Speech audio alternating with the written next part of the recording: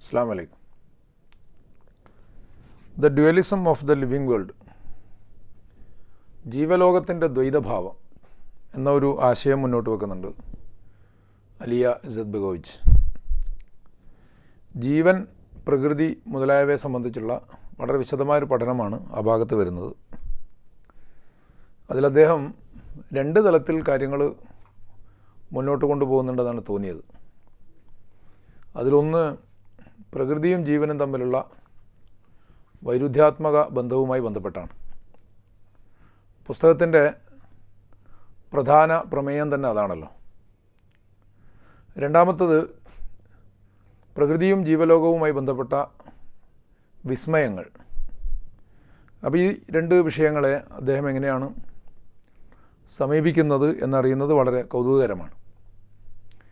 ഈ ഡ്യുവലിസം അല്ലെങ്കിൽ ദ്വൈതഭാവം എന്ന് പറയുമ്പോൾ അതിൻ്റെ ഒരു ദ്വന്ദ്വാത്മകത അല്ലെങ്കിൽ വൈരുദ്ധ്യാത്മകത, അത് ഇസ്ലാം ബിറ്റ്വീൻ ഈസ്റ്റ് ആൻഡ് വെസ്റ്റ് എന്ന പുസ്തകത്തിൽ അദ്ദേഹം മുന്നോട്ട് വെക്കുന്ന ആശയത്തെ സ്ഥാപിക്കുന്നതിനുള്ള ഒരു പ്രധാന ടൂളായി തന്നെ മാറുന്നുണ്ട്.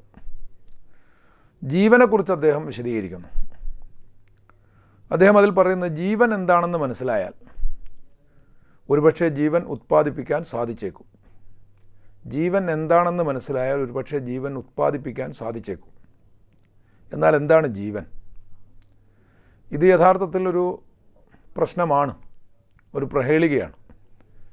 ജീവൻ എന്താണെന്ന് വിശദീകരിക്കാൻ ജീവശാസ്ത്രത്തിന് സാധ്യമല്ല എന്നുള്ളതാണ്. മാത്രവുമല്ല, ജീവശാസ്ത്രത്തിൽ ജീവൻ ഇല്ല, മറിച്ച് ജീവികളും ജീവലക്ഷണങ്ങളും മാത്രമേ ഉള്ളൂ. Biology is not a science about the essence of life, Izetbegovic പറയുന്നു, but a science about the phenomenon of life, about life as an object, as a product. ജീവശാസ്ത്രം എന്ന് പറയുന്നത് ജീവസത്തയെക്കുറിച്ചുള്ള ശാസ്ത്രമല്ല, മറിച്ചത് ജീവൻ എന്ന പ്രതിഭാസത്തെക്കുറിച്ചുള്ള ശാസ്ത്രമാണ്. അതാകട്ടെ ജീവൻ ഒരു ഓബ്ജക്റ്റ്, ഒരു വസ്തു എന്ന നിലയിൽ, അല്ലെങ്കിൽ ഒരു ഉൽപ്പന്നം എന്ന നിലയിൽ. അതേസമയം തന്നെ ജീവൻ എന്നത് ഒരു വിസ്മയമാണ്. Life is a miracle rather than a phenomenon, ഒരു പ്രതിഭാസം എന്നതിലുപരിയായിട്ട്. ഇപ്പോൾ സവിശേഷ ഗുണങ്ങൾ പരിശോധിച്ചാൽ കണിശമായ നിർവചനപ്രകാരമുള്ള പദാർത്ഥത്തെ പറ്റിയുള്ള നമ്മുടെ ധാരണകൾക്കും ഗ്രാഹ്യതകൾക്കും വിപരീതമാണ് ജീവൻ എന്ന് അദ്ദേഹം ചൂണ്ടിക്കാണിക്കുന്നുണ്ട്. അതായത് പദാർത്ഥ വിപരീതമാണ് ജീവപ്രകൃതി. ഇവിടെയും പ്രകടമാകുന്നത് വൈരുദ്ധ്യാത്മകത തന്നെയാണ്.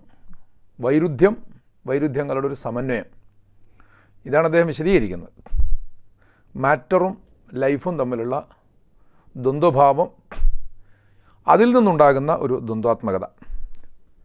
എന്നിട്ട് അദ്ദേഹം അത് വിശദീകരിക്കുന്നത് വളരെ സംക്ഷിപ്തമായി പരിശോധിച്ചാൽ, എൻട്രോപ്പി ആണ് ജീവനിർവചനത്തിൻ്റെ ഒരു ക്രൂഷ്യൽ പോയിൻ്റ്, നിർണായക ബിന്ദു എന്ന് ബയോളജിസ്റ്റുകൾ പറയുന്നതായിട്ട് അദ്ദേഹം ഉദ്ധരിക്കുന്നുണ്ട്. അപ്പോൾ എന്താണ് ഈ എൻട്രോപ്പി? അതൊരു പ്രധാനപ്പെട്ട ഒരു ടേമാണ്, ഒരു സാങ്കേതിക പദമാണ്. അടിസ്ഥാന ശാസ്ത്രശാഖകൾ മുതൽക്ക് ഗണിതം, ക്ലാസിക്കൽ തെർമോഡൈനാമിക്സ് എന്നിവ തൊട്ട് സ്റ്റാറ്റിസ്റ്റിക്കൽ ഫിസിക്സിലെ പ്രകൃതിയുടെ മൈക്രോസ്കോപ്പിക് ഡിസ്ക്രിപ്ഷൻ വരെയുള്ള ശാഖകളിലെല്ലാം തന്നെ വ്യത്യസ്തമായ വിശദീകരണങ്ങളോടെ ഉപയോഗിക്കുന്ന പദമാണ് ഈ എൻട്രോപ്പി. അതിന് ഒരു നിർവചനം സാധാരണയായി കാണാറുണ്ട്, പൊതുവെ നൽകപ്പെടാറുള്ളൊരു നിർവചനം: the degradation of the matter and energy in the universe to an ultimate state of inert uniformity. Inert uniformity, ജഡികമായ ഒരു ഏകതാനത. ആ ഒരു ഏകതാനത എന്ന ഒരു അൾട്ടിമേറ്റ് സ്റ്റേറ്റ്, അതിലേക്കുള്ള ദ്രവ്യത്തിൻ്റെയും ഊർജത്തിൻ്റെയും ഡീഗ്രഡേഷൻ, അതാണ് എൻട്രോപ്പി എന്നാണ് ആ ഒരു ഡെഫിനിഷനിൽ പറയുന്നത്.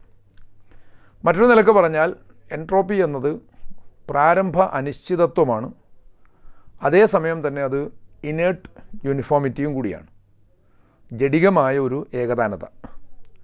അപ്പോൾ ഭൗതിക പ്രപഞ്ചത്തെ കുറിക്കുന്ന എല്ലാ നിയമങ്ങളും ഈ എൻട്രോപ്പിയിലേക്ക്, ഇനേർട്ട് യൂണിഫോമിറ്റിയിലേക്ക് അല്ലെങ്കിൽ യൂണിവേഴ്സൽ ഡിസോർഡറിലേക്ക് തിരിച്ചു പോകുന്നുണ്ട് എന്നാണ് സൂചിപ്പിക്കപ്പെടുന്നത്. അതേസമയം ലിവിങ് ഓർഗാനിസത്തിൻ്റെ, സജീവ വസ്തുവിൻ്റെ അല്ലെങ്കിൽ ജൈവ വ്യവസ്ഥയുടെ കാര്യം നേരെ തിരിച്ചാണ്.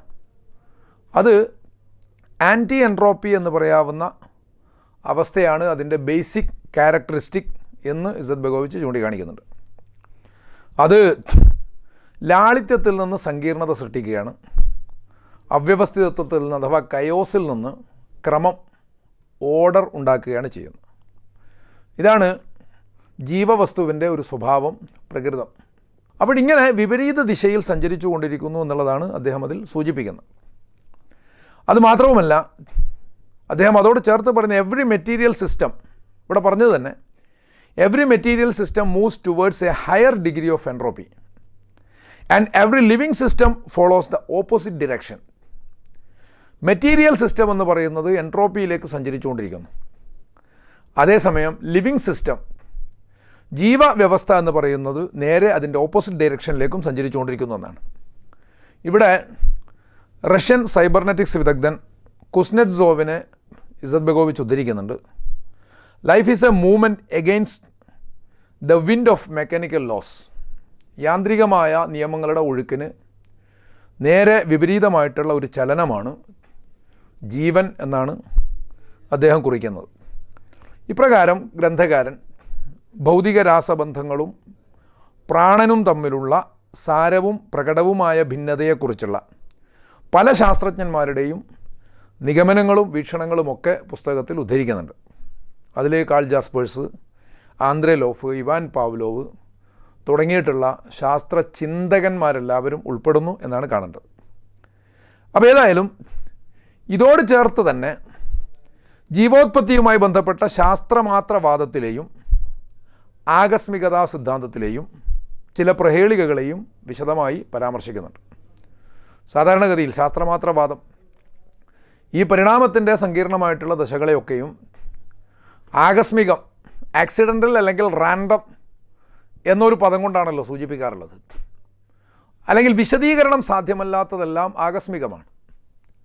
എന്നാൽ ഈ ആകസ്മികം എന്നതിൽ ഒരു മിറാക്കിൾ അല്ലെങ്കിൽ ഒരു അർത്ഥത്തിലുള്ളൊരു ഒരു അത്ഭുതം, ഒരു വിസ്മയം എന്ന ഒരു തലം കൂടി ദർശിക്കാൻ സാധിക്കാത്തത് എന്ത് എന്നുള്ളൊരു ചോദ്യം പ്രസക്തമാണ്. കാരണം പലതും നമുക്ക് വിശദീകരിക്കാൻ സാധ്യമല്ലാത്തത് തന്നെയാണ്. ഉദാഹരണം പറഞ്ഞാൽ ജീവോത്പത്തിയുമായി ബന്ധപ്പെട്ടിട്ട് തന്നെ ഒരു ആൽബൂമിൻ തന്മാത്രയുടെ ആകസ്മികതയെ സംബന്ധിച്ച് ചില അഭിപ്രായങ്ങൾ പ്രകടിപ്പിക്കുന്നുണ്ട് ചാൾസ് യൂജിൻ ഗൈ. അദ്ദേഹം പറയുന്നത് യാദൃച്ഛികമായി ഒരാൽബൂമിൻ തന്മാത്ര എന്ന് പറഞ്ഞാൽ പ്രോട്ടീനാണല്ലോ ജീവൻ്റെ അടിസ്ഥാനം. ജീവനെ നമ്മൾ ചുരുക്കുമ്പോൾ അത് ഒരു ജീവകോശത്തിലേക്ക് എത്തുന്നു. ജീവകോശത്തിൻ്റെ അടിസ്ഥാനം DNA ആണ്, പ്രോട്ടീനാണ്.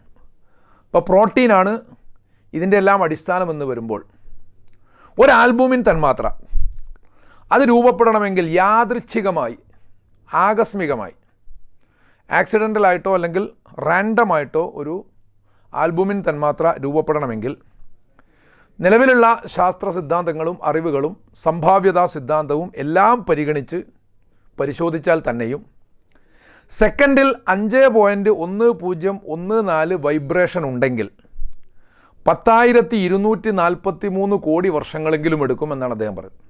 ചാൾസ് യൂജിൻ ഗൈ പറയുന്നു 10,243 കോടി വർഷം, സെക്കൻഡിൽ 5ൽ കൂടുതൽ വൈബ്രേഷൻ എന്ന കണക്കിൽ. അതേസമയം ഭൂമിയുടെ പ്രായം 450 കോടി കൊല്ലങ്ങളെക്കാൾ ഒട്ടും കൂടുതലല്ല താൻ. അപ്പോൾ ഇതുണ്ടാക്കുന്നൊരു വിസ്മയമുണ്ട്.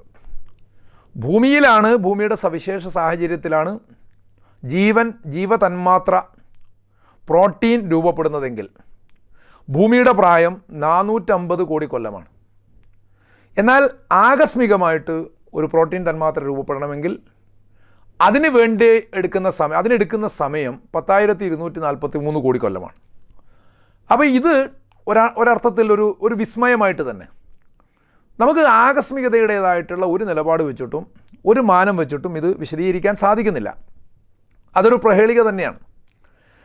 എന്നാൽ പ്രഹേളികകളെ പ്രഹേളികകളായി തന്നെ ഉൾക്കൊള്ളേണ്ടതുണ്ട്. പ്രഹേളികകളെ അപ്രകാരം ഉൾക്കൊള്ളാതിരിക്കുക എന്നത് ജ്ഞാനത്തെയല്ല, അവിവേകത്തെയാണ് സൂചിപ്പിക്കുന്നത് എന്നും ഗ്രന്ഥകാരൻ ചൂണ്ടിക്കാണിക്കുന്നുണ്ട്. അതൊരു നാരോ മൈൻഡഡ്നെസ്സാണ്. ജ്ഞാനത്തിൻ്റെ കാര്യത്തിൽ ശാസ്ത്രം മാത്രം അവലംബം എന്ന് കരുതുന്നതും യഥാർത്ഥത്തിൽ ജ്ഞാനത്തെ ചിന്തകളെ കുടുസാക്കി കളയുകയാണ് ചെയ്യുന്നത് എന്ന് കാണേണ്ടതാണ്. മനുഷ്യൻ്റെ ജ്ഞാനവും ചിന്തയും എല്ലാം തന്നെ വ്യത്യസ്ത വഴികളിലൂടെ മുന്നോട്ട് പോകുന്നതാണ്. ഈ വ്യത്യസ്ത വഴികളിലെല്ലാം തന്നെ യാഥാർത്ഥ്യവും സത്യവും കണ്ടെത്താൻ സാധിക്കുക എന്നുള്ളതാണ് ഏറ്റവും ശരിയായിട്ടുള്ള വഴി എന്നുകൂടി മനസ്സിലാക്കണം. പ്രഹേളികകളെ മനുഷ്യ ശ്രദ്ധയിലേക്ക് കൊണ്ടുവരാൻ ശ്രമിക്കുന്നത് കലയും ദർശനവും മതവുമൊക്കെയാണ്. സത്യത്തിൽ ശാസ്ത്രത്തിൻ്റെ വിഷയങ്ങളും അതിൻ്റെ മുൻഗണനാക്രമങ്ങളും പോലും പലപ്പോഴും ഇപ്പറഞ്ഞവയിൽ നിന്ന് വരുന്നവയാണ് എന്നാണ് കാണേണ്ടത്. അപ്പോൾ പ്രഹേളികകളെ മനുഷ്യ ശ്രദ്ധയിലേക്ക് കൊണ്ടുവരാൻ ശ്രമിക്കുന്നു. പ്രഹേളികകൾക്ക് ഉത്തരം കണ്ടെത്താനുള്ള ശ്രമമാണ് ശാസ്ത്രം എന്ന് നമ്മൾ കരുതുമ്പോഴും ഓരോ കണ്ടെത്തലിനും ശേഷം പ്രഹേളികകൾ അവശേഷിക്കുകയും ചെയ്യുന്നു. അത് ജീവോത്പത്തിയും അതിൻ്റെ പ്രാഥമിക ദശയും ഒക്കെയായി ബന്ധപ്പെട്ടിട്ടുള്ള കാര്യങ്ങളിൽ മാത്രമൊന്നുമല്ല. ജീവലോകം എന്ന് പറയുന്നൊരു സംഗതിയുണ്ട്. പ്രകൃതി എന്ന് പറയുന്നൊരു കാര്യത്തോടൊപ്പം തന്നെ ജീവലോകം എന്ന് പറയുന്ന സംഗതി, ഇതിൽ തന്നെയും ഇന്ന് നമ്മൾ കാണുന്ന ഒരുപാട് വിസ്മയങ്ങൾ. മനുഷ്യൻ അവൻ്റെ അനുകൂലനങ്ങൾ നേടിയെടുക്കുന്നത് നിരന്തരമായ പരിശ്രമങ്ങളിലൂടെയാണ്. മറ്റ് ജീവജാലങ്ങൾക്കുള്ള യാതൊരു തരത്തിലുള്ള പ്രകൃതിപരമായിട്ടുള്ള അനുകൂലനങ്ങളും മനുഷ്യർക്ക് ലഭ്യമല്ല. എന്നിട്ടും മനുഷ്യൻ അതിജീവിക്കുന്നത് അവൻ്റെ ചിന്തയും ജ്ഞാനവും കൊണ്ടാണ്. ഈ അതിജീവനം മനുഷ്യൻ ഉണ്ടായ കാലം മുതൽക്കേ തുടങ്ങിയിട്ടുണ്ടെങ്കിൽ തീർച്ചയായിട്ടും അക്കാലം മുതൽക്കേയുള്ള ജ്ഞാനത്തിൻ്റെ വിവിധ വഴികൾ പ്രസക്തമാണ് എന്ന ഒരു വിശാലതയിലേക്ക് തന്നെ നമ്മുടെ ചിന്ത പോകേണ്ടതുണ്ട്. ആധുനിക ശാസ്ത്രമല്ലല്ലോ മനുഷ്യനെ അടിസ്ഥാനപരമായി അതിജീവനത്തിന് പ്രാപ്തനാക്കുന്നത്. കൂടുതൽ മുന്നോട്ട് പോകാൻ ഇന്ന് മനുഷ്യനെ സഹായിക്കുന്ന ഒന്നാണത്. അതേസമയം ഇത്തരത്തിലുള്ള ഒന്ന് രൂപപ്പെടുന്നതിന് മുമ്പ് തന്നെയും മനുഷ്യൻ ഇവിടെ അതിജീവിക്കുന്നുണ്ട്. ജീവലോകത്ത് നോക്കിക്കഴിഞ്ഞാൽ ഇത്തരത്തിലുള്ള ചിന്താശക്തിയോ അത്തരത്തിലുള്ള ജ്ഞാനശാഖകളോ ഒന്നും കൂടാതെ സംഭവിക്കുന്ന ചില അത്ഭുതങ്ങളുമുണ്ട്. അതിൽ ചിലത് ഇസത് ബെഗോവിച്ച് ചൂണ്ടിക്കാണിക്കുന്നുണ്ട്. ശരത്കാലത്ത് മീവൽ പക്ഷികൾ യൂറോപ്പിൽ നിന്ന് ആഫ്രിക്കയിലേക്ക് പറക്കുന്നു. വസന്തകാലത്ത് അവ യൂറോപ്പിലേക്ക് തിരിച്ചു വന്നിട്ട് തങ്ങളുടെ വാസസ്ഥലത്തേക്കുള്ള സ്വന്തം കൂടുകളിലേക്ക് തിരിച്ചു പോകുന്നു. ഈ പോക്കും വരവും എങ്ങനെയാണ് സംഭവിക്കുന്നത് എന്ന് ചിന്തിച്ചിട്ടുണ്ടോ? മടങ്ങി വരുന്ന മീവൽ പക്ഷികൾ വൻ നഗരങ്ങളിലെ അനേകായിരം മേൽക്കൂരകൾക്കിടയിൽ നിന്ന് തങ്ങളുടെ കൊച്ചുകൂടുകൾ എങ്ങനെയാണ് തിരിച്ചറിയുന്നത്? ഇതൊരു പ്രഹേളികയാണ്. മീവൽ പക്ഷികളുടെ സഹജവാസനയാണ് അത് എന്നുത്തരം പറയാം. പക്ഷെ അത് പറയുന്നത് ജ്ഞാനത്തെക്കുറിച്ച് ഗർവ് പ്രകടിപ്പിക്കുന്ന മനുഷ്യനാണ്.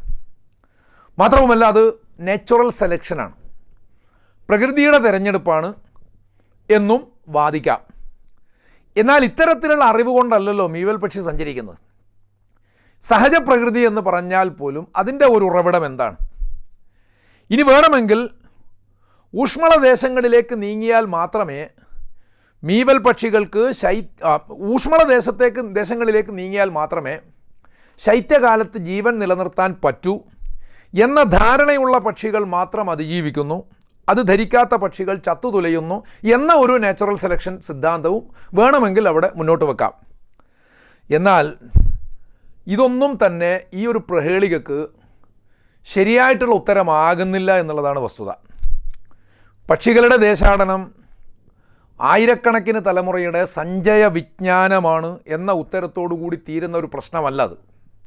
ഈ ഒരു കൃത്യത അതിൽ രൂപപ്പെടുന്നത് അത്തരം ലളിതമായ ഉത്തരങ്ങൾ കൊണ്ട് പരിഹരിക്കാവുന്ന ഒരു പ്രതിസന്ധിയല്ല എന്നാണ് മനസ്സിലാക്കേണ്ടത്.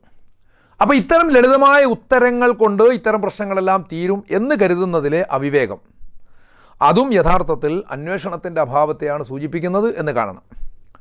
അപ്പം മനുഷ്യനെയും ജീവനെയും ജീവിതത്തെയും പ്രകൃതിയെയും ഒക്കെ അറിയാൻ ഒരേയൊരു മാർഗം മാത്രമേ ഉള്ളൂ എന്നത് ആ അർത്ഥത്തിലുള്ളൊരു ശാസ്ത്രവാദം, അത് മനുഷ്യൻ്റെ അഹങ്കാരത്തെ അല്ലാതെ മറ്റൊന്നിനെയും സൂചിപ്പിക്കുന്നില്ല എന്ന് കാണേണ്ടതാണ്. ഞാൻ നേരത്തെ പറഞ്ഞു, പല സംഗതികളും കലാദർശനം, മതം മുതലായിട്ടുള്ള സംഗതികളിൽ നിന്ന് മുതലായിട്ടുള്ള മേഖലകളിൽ നിന്ന് വരുന്നതാണ് പല ആശയങ്ങളും. അപ്പം അതിന് കുറേ കൂടി വസ്തുനിഷ്ഠമായിട്ടുള്ള വിശദീകരണങ്ങളും അതിൻ്റെ പിന്നെ അത് എങ്ങനെയാണ് എന്നതിനെക്കുറിച്ചുള്ള അറിവുകളുമൊക്കെ പകരുക എന്നതാണ് ശാസ്ത്രം ചെയ്യുന്നത്. അപ്പോൾ ഈ ഒരു സംഗതി, ഈ ഒരു കാര്യം വെച്ചിട്ട് സയൻസാണ് എല്ലാത്തിൻ്റെയും അടിസ്ഥാനം എന്ന് വാദിക്കുന്നത് തന്നെയും യഥാർത്ഥത്തിൽ ശരിയല്ല എന്നാണ് നാം മനസ്സിലാക്കേണ്ടത്. അപ്പം മനസ്സിനെക്കുറിച്ച് മുമ്പൊരു പ്രഭാഷണത്തിൽ പറഞ്ഞതാണ്, ഇതേ പരമ്പരയിൽ തന്നെ. മനസ്സിനെക്കുറിച്ച് സൈക്ക്, മൈൻഡ് തുടങ്ങിയിട്ടുള്ള ആശയങ്ങൾ ശാസ്ത്രത്തിൻ്റെതല്ല. മനസ്സിനെ വിശദീകരിക്കാൻ ശാസ്ത്രത്തിന് സാധിക്കുന്നുണ്ടാവാം, പക്ഷെ അപ്പോഴും ആ ആശയങ്ങൾ കടന്നു വരുന്നത് എങ്ങനെയാണ്? മനസ്സ് എന്ന ഒരാശയത്തെ സംബന്ധിച്ച് മനുഷ്യന് ബോധമുണ്ടായിത്തീർന്നത് എങ്ങനെയാണ്? അതിൻ്റെ വഴികൾ എന്താണ് എന്നതിനെക്കുറിച്ച് ആലോചിക്കേണ്ടതാണല്ലോ. അതുപോലെ തന്നെ പലതും. ഇപ്പോൾ പരിണാമം എന്ന ആശയം പോലും യഥാർത്ഥത്തിൽ ശാസ്ത്രത്തിൻ്റെതല്ല. അത് കടന്നു വരുന്നത് തത്വചിന്തയിൽ നിന്നാണ്. പരിണാമത്തെ സംബന്ധിച്ചുള്ള വ്യത്യസ്തങ്ങളായ പരാമർശങ്ങൾ മതങ്ങളിലും അതിൻ്റെ പ്രമാണങ്ങളിലും പോലുമുണ്ട് എന്ന് കാണേണ്ടതാണ്. അതുപോലെ ആറ്റം എന്ന് പറയുന്ന കാഴ്ചപ്പാട് ഫിലോസഫിയിൽ നിന്ന് വന്നതാണ്. ഇങ്ങനെ പലതും ആപേക്ഷികതയെക്കുറിച്ച്. ഫിലോസഫിയാണ് യഥാർത്ഥത്തിൽ, തത്വശാസ്ത്രമാണ് ആപേക്ഷികത. അപ്പോൾ അതിൻ്റെ ഒരു എക്സ്റ്റൻഷൻ അല്ലെങ്കിൽ ഒരു നീൾച്ച, ഒരു തുടർച്ച, അതാണ് ശാസ്ത്രത്തിലുള്ള സാമാന്യ ആപേക്ഷികതയും വിശേഷ ആപേക്ഷികതയും എന്നൊക്കെ തിരിച്ചറിയാവുന്നതേ ഉള്ളൂ. മനുഷ്യൻ്റെ ശരീരം പോലും ഒരുപാട് വിസ്മയങ്ങൾ ഭേസുന്നതാണ് എന്നതും മറന്നുകൂടാത്തതാണ്. ഏറ്റവും പ്രധാനം ലൈംഗികാവയവങ്ങളുടെ പരസ്പര പൂരകത്വം പോലും, സ്ത്രീ പുരുഷ ശരീരങ്ങളിലെ ലൈംഗികാവയവങ്ങളുടെ പരസ്പര പൂരകത്വം പോലും. മാത്രവുമല്ല, ഓരോ ജീവജാതിയുടെയും നിലനിൽപ്പിൻ്റെ ആധാരം, അതിൻ്റെ പ്രത്യുൽപാദനം, അത് ലൈംഗികത എന്ന രസാനുഭൂതിയുമായി ബന്ധപ്പെടുത്തിയിരിക്കുന്നു. അത്തരമൊരു അനുഭൂതി സാധ്യമാകുന്ന ഒരു പ്രക്രിയയല്ലാതെങ്കിൽ തീർച്ചയായിട്ടും കേവലം ഒരു റീപ്രൊഡക്ഷന് വേണ്ടി മാത്രം ജീവജാലങ്ങൾ ഈ ഒരു പ്രവൃത്തിക്ക് വേണ്ടി സന്നദ്ധരാകുമായിരുന്നില്ല എന്നതുകൂടി ചേർത്ത് വായിക്കേണ്ടതാണ്. അപ്പോൾ ഇത്തരത്തിലുള്ള പല ഘടകങ്ങൾ പ്രകൃതിയുടെ വിസ്മയങ്ങളിലേക്ക്, ജീവൻ്റെ വിസ്മയങ്ങളിലേക്ക് നമ്മളെ നയിക്കുന്നതോടൊപ്പം തന്നെ അത് ജീവലോകത്തിൻ്റെ ദ്വന്ദ്വാത്മകത്വം, വൈരുദ്ധ്യാത്മകത്വം എന്ന ഒരു തത്വത്തിലേക്കും യാഥാർത്ഥ്യത്തിലേക്കും കൂടി നമ്മുടെ ചിന്തയെ ആകർഷിക്കുന്നുണ്ട് എന്ന് ചൂണ്ടിക്കാണിക്കുകയാണ് ഇസറ്റ് ബെഗോവിച്ച് ഈ ഭാഗത്ത് ചെയ്യുന്നത്. അപ്പോൾ ഇത്തരത്തിൽ പ്രകൃതിയെയും ജീവിതത്തെയും ഒക്കെ തത്വശാസ്ത്രപരമായി വിശദീകരിച്ചുകൊണ്ട്, ശാസ്ത്രീയമായ അതിൻ്റെ അടിത്തറകൾ സമർപ്പിച്ചുകൊണ്ട് തന്നെയാണ് ഈ പറയുന്ന ബൈപോളാർ യൂണിറ്റി എന്ന ആശയത്തെക്കുറിച്ചുള്ള തൻ്റെ വാദങ്ങളും വിശകലനങ്ങളുമൊക്കെ ഇസറ്റ് ബെഗോവിച്ച് സമർപ്പിക്കുന്നത് എന്ന് കാണണം. പുസ്തകത്തെക്കുറിച്ചുള്ള വിശകലനങ്ങളിലേക്ക് നമുക്ക് തുടർന്നും സഞ്ചരിക്കാം. നിങ്ങൾക്കെല്ലാവർക്കും നന്ദി. വാഖിറു ദഅ്വാനാ അൽഹംദുലില്ലാഹി റബ്ബിൽ ആലമീൻ. അസ്സലാമു അലൈക്കും വറഹ്മത്തുള്ളാഹി.